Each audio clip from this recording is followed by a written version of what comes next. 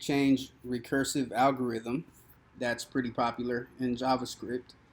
And this is how it goes. I'm going to do my best to keep this pretty short, but I wanted to really show what's going on here and make sure that you can grasp this concept here of recursion, or even just figure out this problem here.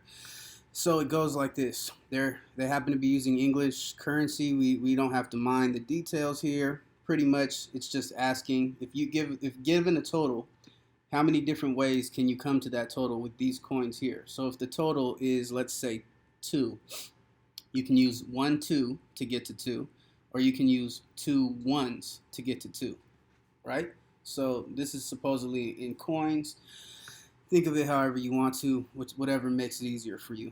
If this total were 5, you could use 1 5, so that'd be one way to get there. You could use 2 2s and a 1, so that'd be a second way to get there. You could use 1 2 and 3 1s, so that'd be a third way to get there. Or you could use 5 1s, right? So that would be 4. So makeChange on 5 would give you a total of 4 different ways you could get there. So how do we accomplish this? Let's see.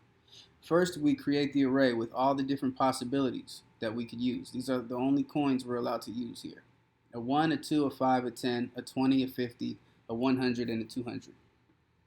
Now we create a count variable. This is where we're going to store all successful completions where we figured out that this is a possible way to count to that number. Then we're going to create our inner recursive function where we're going to want to keep counting until we get somewhere, right? And then we're going to want to return so that we don't end up breaking our computers. So what do we do at this point? We say let coin equal coins at a certain index. So because we know we're going to start somewhere, usually at the end, we're going to start at the end with the highest possible coin that we could use. So we're going to want an index so that we can keep track inside this coins array of where we are and what coin we're currently using. So we know this keep counting recursive function is going to have an index, and then we're going to give it a remainder, or in this case, at the first time we call it, a total. Right? So then we're going to do stuff with the remainder in here, and we're going to end up giving it whatever's left to try to figure out what we need to figure out. So given these two arguments, these two parameters that we know we want for this function, we go in and we say the coin will equal whatever index we're at, this array at whatever index we're at, and we will say we need a base case. This is recursion. Every time you do recursion, you need a base case to make sure that you don't have an infinite call stack. So we will say if the index equals 0, meaning whatever, we're going to start here and we're going to slowly, every time we call this function, we're going to take 1 from the index so that we go lower and lower and lower. Once we get to the index of 0, remember arrays are 0 indexed, we will be at the last coin possible. So we'll do some stuff and then we'll return undefined in order to return out of that so that our next recursive functions that are behind it in the stack can do their thing, and then finally return back to the main one before continuing. But we'll get there in a second. So we'll say if we get to a point where index equals 0, we're going to check if the remainder modulo the coin equals 0, meaning the coin goes into the remainder with no remainder, then we're going to count. We found a successful completion, and we're going to increase 1 to this count variable right here. And then we are going, either way though, after we check for that, we're going to return undefined so that we can pop out of that function. Then, in many cases, the index will not be 0, and we'll jump down to this while block here. So here we'll say while the remainder is greater than or equal to 0, what do? We recurse. We call keep counting with the index before whatever index we're currently on and the remainder, whatever that might be. Then this line 39 is very crucial to understand, because at this point, once we recurse here in this main function that we're calling, we will call it the first time on line 43, and it will get down to this keep counting. It will recurse, and we will not go on to line 40 where we're doing anything with taking coin out of the remainder. We won't do this until this keep counting recursion, this recursive function, this is the same function being called inside itself, until this returns with a value. Only until this returns with a value will we move to the next line. We will not move to this next line, 40, from 39, until this gets called, and then we wipe this out. We're in a completely different new function, refresh, and we go into this with new arguments, and this might happen over and over and over again, and that's what they call a call stack. So this function will go over and over and over again, and we'll see an example of this right now in the Chrome debugger. And only until all these functions return something will they return back to the previous and back to the previous and back to the previous, and then eventually back to this main function that we're inside of. And once this gets an answer back, an actual value returned or undefined, then only then will it move on, and can we continue with this function. So let's see what this looks like in action. And that also goes for right here for line 43, where we actually call this, right? We do this and then we just expect magic to happen once everything is written. And only once this gets a value back or gets returned, even if we're returning undefined, as in this is the same as this, just so you guys know. So as long as we're returning something, we return undefined, this is the same as returning undefined, then it gets something returned and it can move on. And it will, in this case, return the count, which is how many times or how many different possible ways we could get to the total using only these coins. All right, so let's see this in action. And I'm using something real simple here. We're using makeChange 2. So makeChange 2 would give us 2 as a total, right? It will have the 2 coin here we could use to get to 2, and we could also have 2 1s to get to 2. So those are the 2 possible ways. You might think it's a 5 or 10 second function. It's not, because we have to check all possibilities. So let's see how this happens. When we jump into this function, we will call makeChange, give it the total of 2, and it jumps in, it figures out that coins is this array here. We establish that count is now currently 0. It will read this function, declaration, and jump down to actually calling the function here. We call keep counting with coins.length -1, right? Because the length of this is 1, 2, 3, 4, 5, 6, 7, 8. And this is 0 indexed. So this is the 0th index. This is the first index, second, third, fourth, fifth, sixth, seventh. So even though length is 8, we're going to call it with 7 so that we're at the 7th index here, which will eventually give us a coin of 200 to start with. And we'll give it the total that we're looking for. The total is 2. And we begin the function.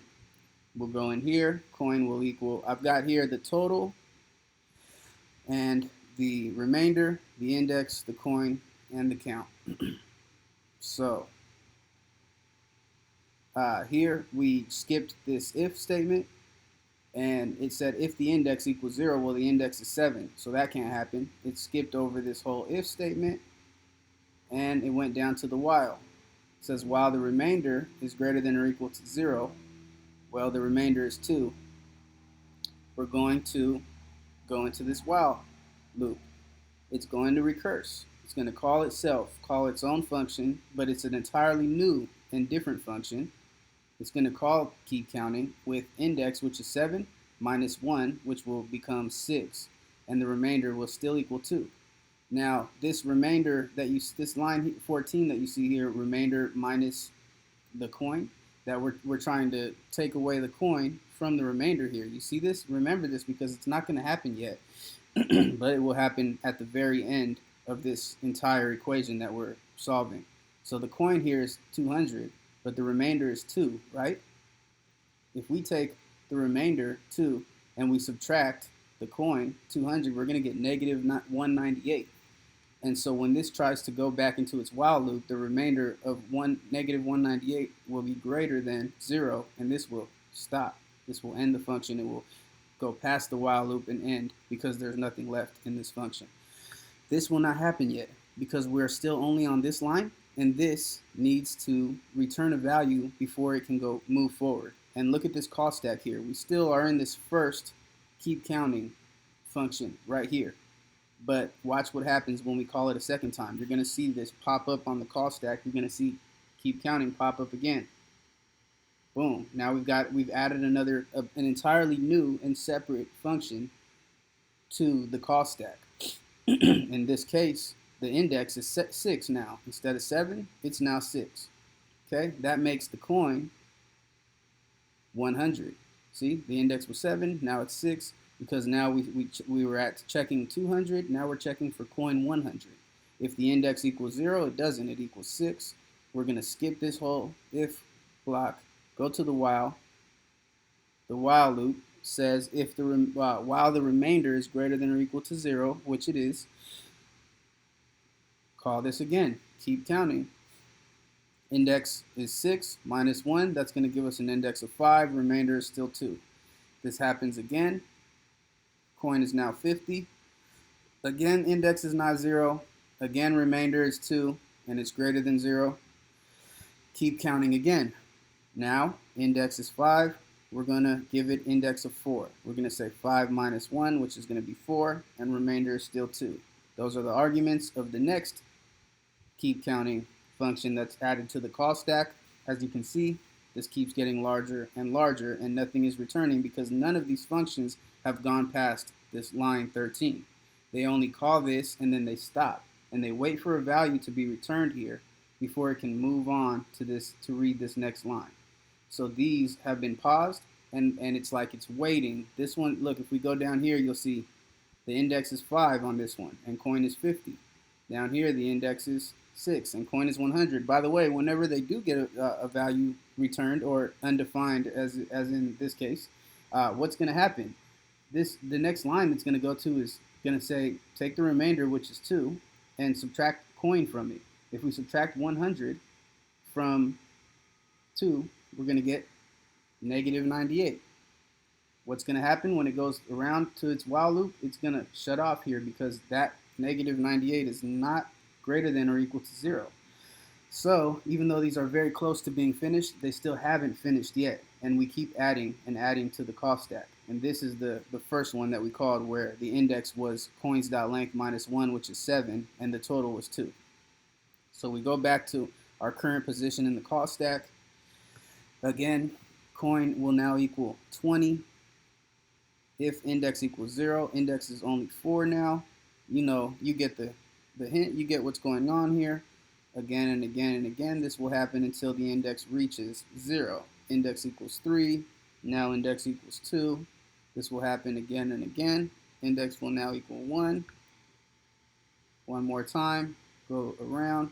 Now we are going to say keep counting. We're going to call keep counting a whole new, entirely new function. Look how many functions are on the call stack now. But we're going to call this one with 1 minus 1, which will be 0, and the remainder is still 2. Okay, now what's going to happen next? We go into this. Coin equals 1. If index equals 0, it does now. So we're going to jump into this if block finally. If the remainder modulo the coin equals 0, meaning this coin goes into the remainder with a remainder of 0, then we know it evenly goes into it, and this is a possible solution. So 2 divided by 1 will give us 2 with a remainder of 0. That means that 2 modulo 1 equals 0, and we will add 1 to this count, which is currently 0, even though we've done all this just to get to this point to figure out if any of these might fit into this. We're finally at the point where we can add 1 to the count, and there it goes. It increases by 1, and it returns undefined. What happens here when it returns undefined? We have 1, 2, 3, 4, 5, 6, 7, 8 keep countings right here on the stack, right? What's going to happen here? Boom. What happened? We still have 8. 3, 4, 5, 6, 7, 8. Maybe we didn't return. There we go. Now we returned. How many do we have? 1, 2, 3, 4, 5, 6. Now we have 7 because 1 popped off the call stack. It was returned with undefined, and it popped off. It went to the one previous to it. What was that one?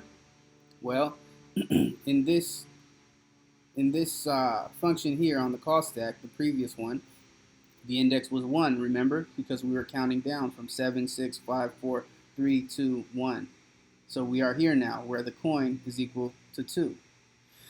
What's going to happen? We're going to say the remainder is 2 and the coin is 2. Okay, now take 2 away from 2 and make that the remainder. Okay, so we did that, and we're going to go back through the while loop. While the remainder is greater than or equal to 0, it is 0. It will call keep counting again. It will add 1 to the call stack with the index of 1 minus 1, which is 0, and a remainder of 0. Once this gets called, we will go inside. We added 1 to the call stack, making it 8 again. Total 1, 2, 3, 4, 5, 6, 7, 8 because of this new one we just called. And coin will now equal 1, right? If index equals 0, which it currently does, then if the remainder modulo the coin equals 0, 0 modulo 0 equal 0 modulo 1, equals 0, then we are going to increase the count again. We found another possible way to get there. Count equals 2, return undefined, and we will pop 1 off the call stack. Back to 7, 1, 2, 3, 4, 5, 6, 7. And remainder at this point is 0. Minus 2 is going to give us negative 2. Uh-oh. Remainder now equals negative 2. Is negative 2 greater than or equal to 0? No, it's not. It's going to fall through, and we are now done with that function. We have another function has completed and popped off the call stack. Now we have 1, 2, 3, 4, 5, 6 left. Remainders equal to 2, right? Because these are what were happening earlier while we were going backwards again and again and again. Remember I said, I was back here and I told you that this would run eventually at the end. So now we're coming back towards the first one, the first keep counting that we actually called. Remainder here equals 2, just like it did when we were headed this way. We're headed back now with the same exact state inside this function. With the remainder is 2 and the coin here is 5. What's going to happen? 2 minus 5 is negative 3. Remainder is negative 3. Is that greater than or equal to 0? No, it is not. So it passes the while loop. The function ends, pops off of this call stack, and we'll have 5 left to deal with. 1, 2, 3, 4, 5. Okay, now we are at this function here. Remember, this started this function right here started it. Well, actually, inside makeChange, this was the first time we called keep counting, which was down here. And then we came down here, and we haven't even got to line 14 in this first function because all of these got added on top of the call stack, and we have to get rid of these or get answers from them before we can move on. Remainder here is 2. Coin is 10. That's going to give us negative 8. And what's going to happen here? It's going to end, pop off the call stack, and we have 1, 2, 3, 4 left. Remember, count's 2 now. Count is 2. We figured out the 2 ways that we could get to 2 using all of these options right here. Now we go into this. Remainder now becomes 18 because the remainder remainder had been 2 and we were taking 20 away from it, and that made negative 18. Again and again and so on until we get to here. The remainder is 2. Taking 50 from 2 gives us negative 48. That's again going to complete the function. Again, now we have a remainder of 2, coin of 100. That's negative 98. Just like we had talked about earlier, negative 98 is not greater than or equal to 0. We will complete the function. Again, remainder of, got a bug around here. Again, the remainder of 198 is not good to continue that while loop. And we get back to the main keep counting, the main stack here, where we can finally get a value back from the main one. It finally returns undefined, and we finally reach line 18. And what do we do here? We return the count, which is 2. And at this point, 2 will be returned, and our recursion is over, and we've solved our function. All right, guys, I hope this made a little bit of sense. If you have any questions, feel free to leave them. I am brand new to YouTube and have been wanting to offer my solutions for a long time. I hear a lot of engineers tell me that it helps when I explain to them, so I just wanted to make a quick video. I'm sure I'll fine-tune my tube skills here within the next couple months, but any advice, any feedback, any questions that you have, please leave them and I'll definitely get back to you. All right, hope you guys are having a great day. If you have any particular problems you would like solved, please leave them and I'd love to do them for you. All right, take care.